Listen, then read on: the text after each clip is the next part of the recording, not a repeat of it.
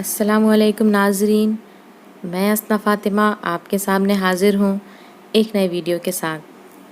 Maharashtra S S C board 2020-21 میں آنے والا قواعد کیا ہے، اسے واضح کرنے والی میری اس ویڈیو کو ضرور دیکھیں اور اسی طریقے سے الفیض چینل کو لائک، شیئر اور سبسکرائب ضرور کریں۔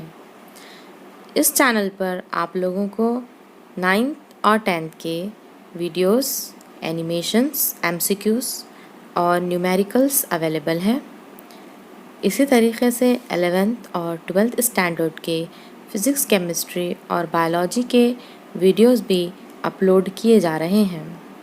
تو آج Urdu S S C board کا جو قواعد کا جو پارٹ ہے، ہم اسے آپ کو بہتری کے لیے پیش کر رہے ہیں، تو اس الفیض چینل کو ضرور سبسکرائب کریں تاکہ دوسرے بھی اس سے فیض یاب ہو سکیں۔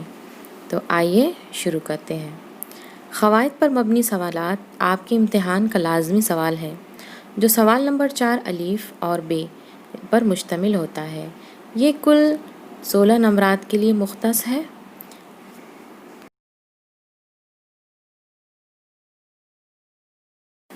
اس میں آپ کے درسی کتب پر 10 نمبرات کے سوالات پوچھے جائیں گے، جو سوالات اس طرح کے ہوں گے۔ نمبر 1، جملوں کی قسمیں 2 مارکس کے لیے ہے۔ نمبر 2، محاورے 2 نمبرات کے لیے، کہاوتیں 2 نمبرات کے لیے۔ اسی طریقے سے صنعتیں پہچانیے، یہ 2 نمبرات کے لیے مقرر ہے، اور اصناف سخن 2 مارکس کے لیے مختص ہے۔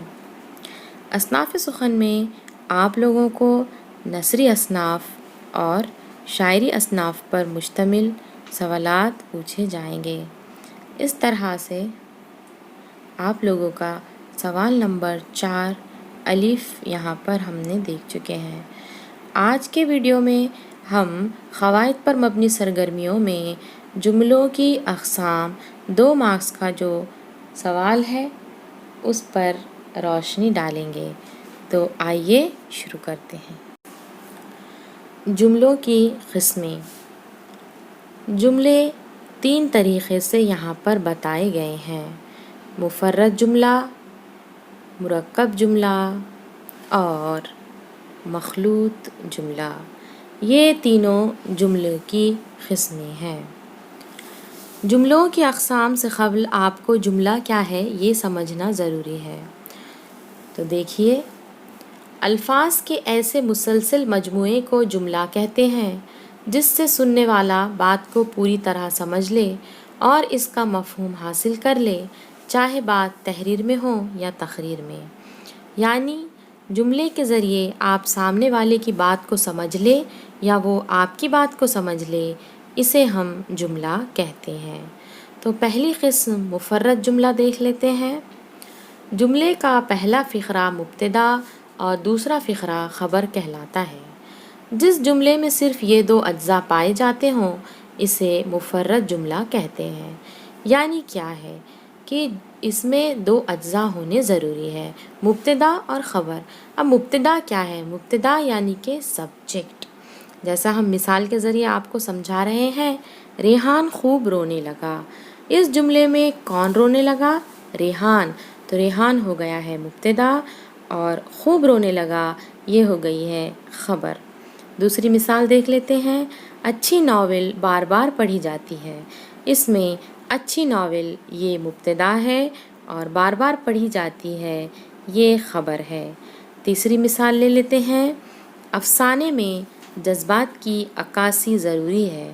اس میں افسانے میں یہ مبتدا ہے اور جذبات کی عکاسی ضروری ہوتی ہے یہ خبر ہے۔ تو دوسرا جملہ ہم دیکھتے ہیں، مرکب جملہ۔ جب 2 بامعنی جملے حرف عطف کی مدد سے ایک ساتھ لکھے جاتے ہیں تو اسے مرکب جملہ کہتے ہیں۔ یعنی کہ اس کی شرط یہ ہے کہ 2 جملے ہونے چاہیے اور وہ بھی بامعنی ہونے چاہیے، اور ان بامعنی جملوں کو حرف عطف کی مدد سے جوڑنا چاہیے۔ حرف عطف یعنی کیا؟ حرف عطف یعنی تو، مگر، کہ، اور، کہیں، لیکن، پھر، ورنہ، یعنی کہ یہ جو ہے حرف عطف کہلاتے ہیں۔ دیکھ لیتے ہیں مثال۔ سید سلیمان ندوی کہتے ہیں کہ الہ آباد میں کانگریس کا ایک جلسہ تھا۔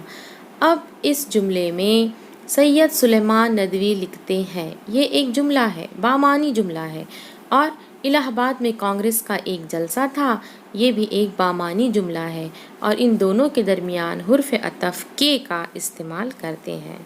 دوسری مثال ہم دیکھتے ہیں، وہ آئے مگر فوراً چلے گئے۔ تو اس جملے میں وہ آئے یہ ایک بامعنی جملہ ہے، اور فوراً چلے گئے یہ بھی ایک بامعنی جملہ ہے، اور ان کے درمیان جو مگر یہ لفظ ہم نے استعمال کیا ہے وہ کیا ہے؟ حرف عطف ہے۔ یعنی مرکب جملہ ہم کسے کہتے ہیں؟ وہ جملہ جو دو یا دو سے زائد جملوں سے مل کر کسی ایک مفہوم کو ادا کرے، اور مفہوم کو ادا کرنے کے لیے جملے ایک دوسرے کے تابع نہیں ہوتے، انہیں مرکب جملہ کہتے ہیں۔ جیسے ہم نے پہلی مثال میں بتایا ہے کہ وہ آئے، یہ ایک بامعنی جملہ ہے، یہ دوسرے کے تابع نہیں ہے، اور فوراً چلے گئے جو حرف عطف کے بعد ہم نے لیا ہے، یہاں پر بھی یہ جملہ پہلے والے جملے کے تابع نہیں ہے، تو مرکب جملہ آپ لوگوں کو ہو چکا ہے۔ مخلوط جملہ یہ جملے کی تیسری قسم ہے۔ ایسا جملہ جس کے فقرے ایک دوسرے کے تابع ہونے پر ہی مکمل خیال ادا کیا جا سکتا ہو، اسے مخلوط جملہ کہتے ہیں۔ یعنی کہ شرط مخلوط جملے کی اس طریقے سے ہے کہ دونوں فقرے ایک دوسرے کے تابع ہونے چاہیے۔ جیسے کہ ہم نے مرکب جملے میں دیکھا تھا کہ دونوں فقرے ایک دوسرے کے تابع نہیں تھے، لیکن مخلوط جملے میں فقرے ایک دوسرے کے تابع ہونے ہی چاہیے۔ مخلوط جملوں میں جو، جس، جیسے، جب، جہاں وغیرہ ضمیریں استعمال کی جاتی ہیں، اور ان ضمیروں کو ہم ضمیر موصولہ کہتے ہیں۔ مثال دیکھتے ہیں۔ ایک اور قیدی تھا جو جیل میں میرا سب سے زیادہ عزیز تھا۔ اب اس مثال میں دو جملے ہیں، ایک اور قیدی تھا، اس کے بعد جو جیل میں میرا سب سے زیادہ عزیز تھا۔ ان دونوں جملوں کو جوڑنے کے لیے جو یہ ضمیر موصولہ کا استعمال کیا گیا ہے۔ دوسری مثال دیکھتے ہیں۔ پرندے نے جب نیچے پھیلی ہوئی دنیا کو دیکھا تو اس کی پرواز تھم گئی۔ یہ دونوں مثالیں مخلوط جملے کی مثال ہے۔ ان جملوں میں جو اور تو جو لفظوں کے پہلے اور بعد کے فقرے مکمل خیال کا اظہار نہیں کرتے۔ جس طریقے سے پرندے نے جب نیچے پھیلی ہوئی دنیا کو دیکھا تو اس کی پرواز تھم گئی، تو پہلے فقرے سے یہ سوال اٹھتا ہے کہ پرندے نے جب نیچے دنیا کو دیکھا تو کیا ہوا، اور جو دوسرا فقرہ ہے اس میں یہ سوال اٹھتا ہے کہ پرندے کی پرواز کیوں تھم گئی۔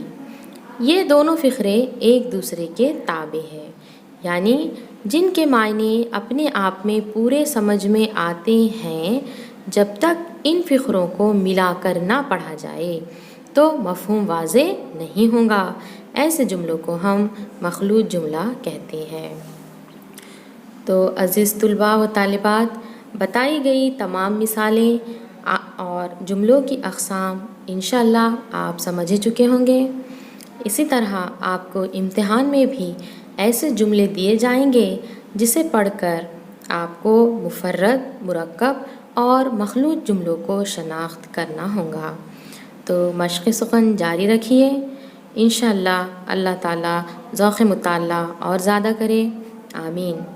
اسی طریقے سے الفیض چینل کو زیادہ سے زیادہ لائک، شیئر اور سبسکرائب کریں، جس کی لنک آپ کو ڈسکرپشن باکس میں دی گئی ہے، اور سائنس اور میتھمیٹکس کے تمام ویڈیوز سے استفادہ حاصل کریں۔ ملتے ہیں آپ سب سے نیکسٹ ویڈیو میں۔